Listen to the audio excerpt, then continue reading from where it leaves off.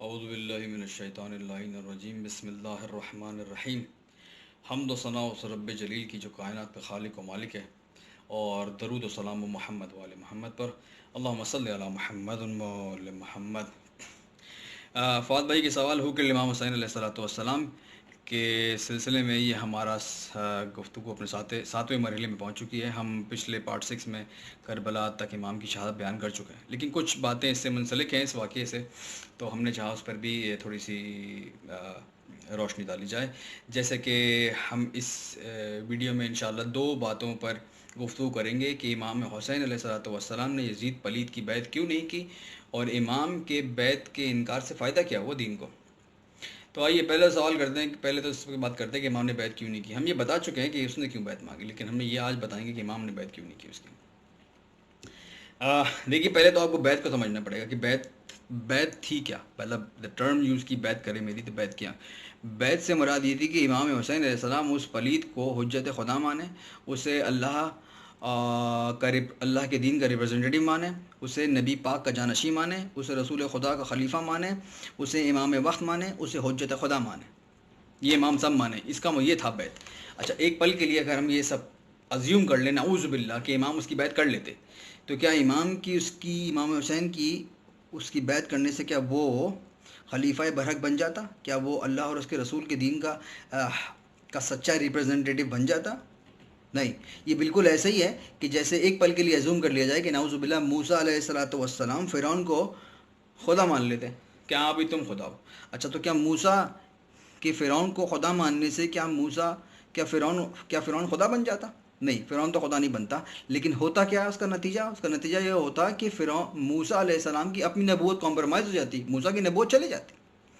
اسی طرح اگر امام اس یزید کی بیعت کر لیتے تو خود امام کی اپنی امامت کمپرومائز ہو جاتی، اور خالی بات یہاں نہیں ٹھہرتی، یہ بات بہت دور تک جائے گی۔ دیکھیے، امام کی اپنی امامت کمپرومائز ہوتی، امام کے بعد آنے والے جو ہدایت کا سلسلہ ہے امام مہدی علیہ السلام تک، جو 9 اماموں نے آنا ہے، ان سب کی امامت کمپرومائز ہو جاتی۔ امام حسین کی امامت کا اعلان کرنے والے امام حسن کی امامت کمپرومائز ہو جاتی۔ امام حسن کی امامت کا اعلان کرنے والے خود مولا کائنات، مولا کی امامت چلی جاتی۔ مولا کی ولایت کا اعلان کرنے والے نبی پاک غدیر میں سرکار کی نبوت کمپرومائز ہو جاتی۔ سرکار کی نبوت کا اعلان کرنے والے عیسیٰ کی نبوت چلی جاتی۔ عیسیٰ سے پہلے موسیٰ، نوح، ابراہیم، چلتے چلتے یہ سلسلہ آخرکار آدم پہ جاتا۔ حضرت آدم علیہ السلام کی نبوت کمپرومائز ہو جاتی، چلی جاتی۔ اور بات خالی ان نبوت پر نہیں رکتی، اس کے بعد سوال ہوتا توحید پر، خدا کی توحید پہ سوال ہوتا کہ پروردگار، تو نے ان جیسوں کو کیسے منتخب کیا کہ یہ حق کی پیروی چھوڑ کر باطل کی اطاعت اور بیعت کرے؟ تو امام حسین علیہ السلام کا ایک انکار آنے والی امامتوں کو بھی بچا گیا، اپنے پہلے والی امامتوں کو بھی بچایا۔ آدم علیہ السلام سے لے کے خود نبی پاک صلی اللہ علیہ وسلم تک کی نبوتوں کا تحفظ کیا، اور خالی نبوتوں کا نہیں، خود اللہ کی توحید کا تحفظ کیا امام حسین نے۔ تو اب آپ کو سمجھ میں آیا کہ ایک حسین کا انکار کتنا قیمتی تھا، ہاؤ امپورٹنٹ اٹ واز۔ اسی لیے شاعر نے کہا نا، حقا کے بنا لا الہ است حسین، تو حسین لا الہ الا اللہ کی بنیاد ہے، خواجہ معین الدین چشتی رحمۃ اللہ علیہ۔ اچھا، ہم اسی بات سے دوسری بات کو ربط دیتے ہیں کہ فائدہ کیا ہوا دین کو اس قربانی عظیم سے۔ قرآن نے کہا کہ ہم ابراہیم تمہاری قربانی کو قربانی عظیم میں بدل دیں گے، تو اس کا اشارہ یہی کربلا کی طرف ہے۔ تو کیا فائدہ ہوا؟ سب سے بڑا فائدہ تو یہی ہوا جو میں نے ابھی آپ کے لیے ابھی عرض کیا، کہ امام نے امامتوں کو بچایا، آنے والی اپنی پچھلی تمام نبوتوں کو بچایا، اور خود اللہ کی توحید کو بچایا۔ اس کے بعد دیکھیے، اگر امام اس کی بیعت کر لیتے تو امام اس کی بدکاریاں اور بدفعلیوں کو انڈورس کر رہے تھے، یعنی کہ جو بھی اس کی بدفعلیاں اور بدکاریاں تھیں، امام کا اس کو انڈورس کرنا تھا وہ، اور دین کا حصہ بن جاتے وہ۔ یہی لوگوں کا مائنڈ سیٹ تھا اس زمانے میں کہ جو حاکم کر رہا ہے، جو خلافت کی کرسی پہ بیٹھا ہے، جو کر رہا ہے وہ دین ہے۔ شراب دین کا جز بن جاتا، نعوذ باللہ۔ رقص، موسیقی، زنا، بدکاریاں، یہ فسق و فجور، یہ سب دین کا جز بن جاتا۔ امام علیہ الصلوۃ والسلام نے جملہ کہا کہ مجھ جیسا تو جیسے کی بیعت نہیں کر سکتا۔ حسین کہتے کہ حسین یزید کی بیعت نہیں کر سکتا۔ نہیں نہیں، آپ حسین کی بصیرت کو سلام کیجیے۔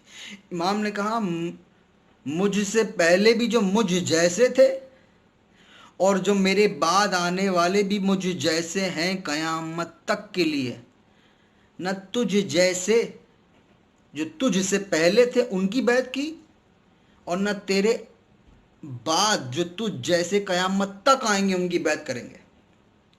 امام علیہ الصلوۃ والسلام نے قربانی کا دوسرا سب سے بڑا فائدہ جو دین کو یہ ہوا کہ حسین نے جھوٹے اور ظالم بادشاہوں سے، جنہوں نے جھوٹا خلافت کا لبادہ اوڑھا ہوا تھا، ان سے اس پاور کو قیامت تک کے لیے چھین لیا کہ وہ اپنی نفسانی خواہشات سے دین میں کوئی تردد نہیں کر سکتے، کوئی چینج نہیں کر سکتے۔ جس کا جو دل چاہتا ہے وہ دین میں چینج کرنے لگا۔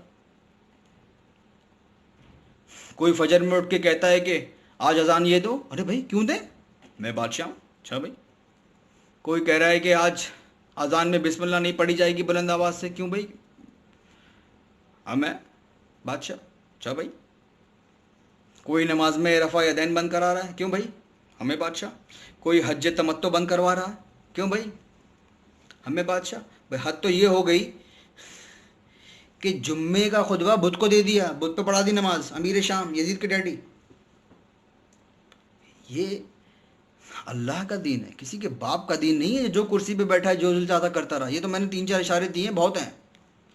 جیسے کہ ہمارے بھائی ہیں گروپ میں، خرم بھائی جو غائب ہیں، انہوں نے کہا تھا کہ آپ اس پہ بات کریے گا نا کہ اسلام زندہ ہوتا ہے کربلا کے بعد۔ سب تو کہتے ہیں یہ، تو کیا زندہ ہوتا ہے؟ پہلی بات تو زندہ ہونے کا مطلب یہ ہے کہ مر چکا تھا۔ تو پہلے تو سوال یہ ہوا کہ ان 50 ایئرز میں ہوا کیا جو مر گیا دین؟ نعوذ باللہ، کیا ہوا؟ حسین نے زندہ کیا اس پاور کو چھین کر قیامت تک کے لیے۔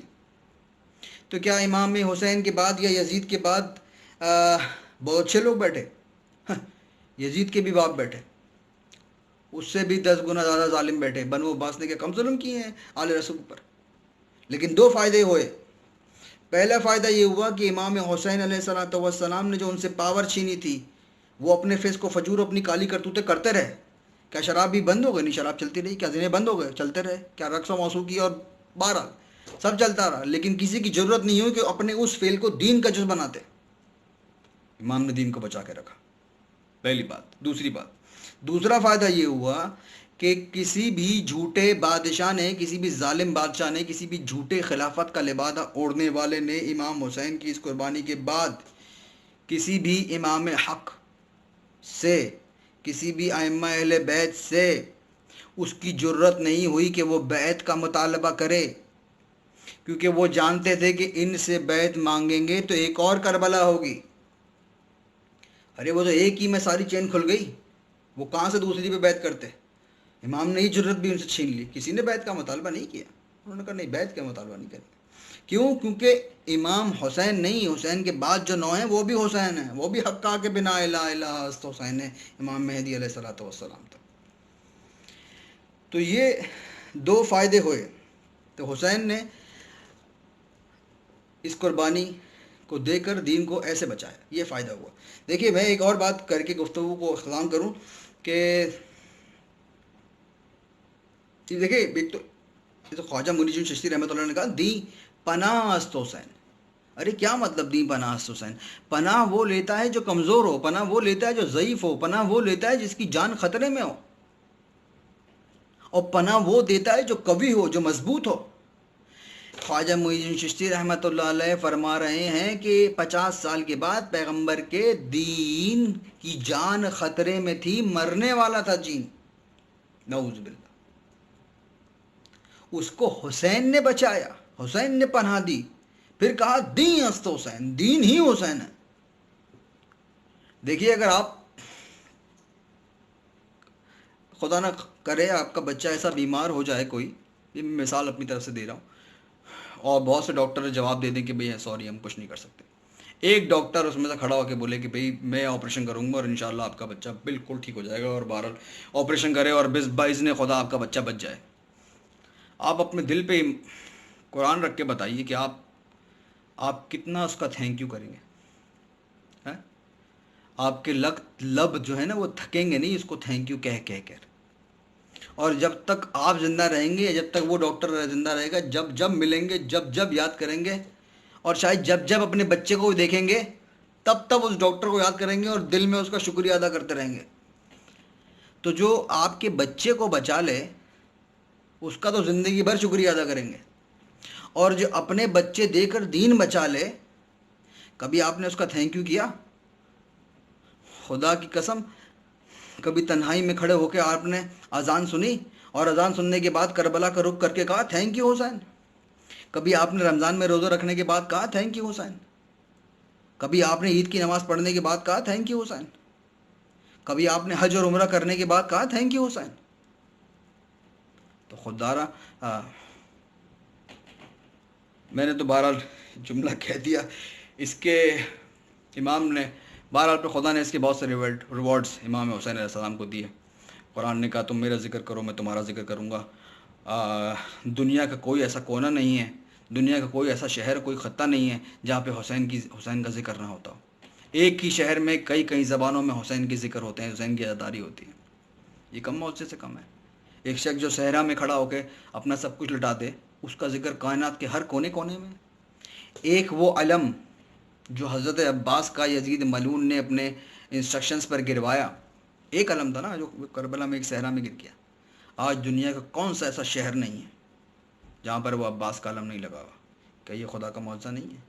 کیا یہ خدا کا خاص لطف و کرم نہیں ہے حسین پر؟ اللہ نے امامت کو آپ کی صلب میں رکھا، اللہ نے امام مہدی علیہ السلام کو آپ کی صلب میں رکھا،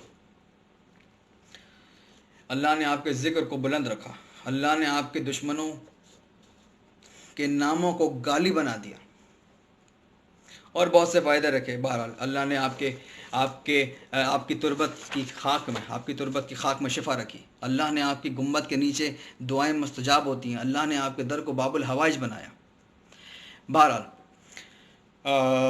میں نے اپنے کم علم، جتنا میرا لمیٹڈ علم تھا، اس میں نے 2 سوالوں کے جواب دیے. امام نے بیعت کیوں نہیں کی، اور امام کو بیعت اس قربانی سے دین کو کیا فائدہ ہوا.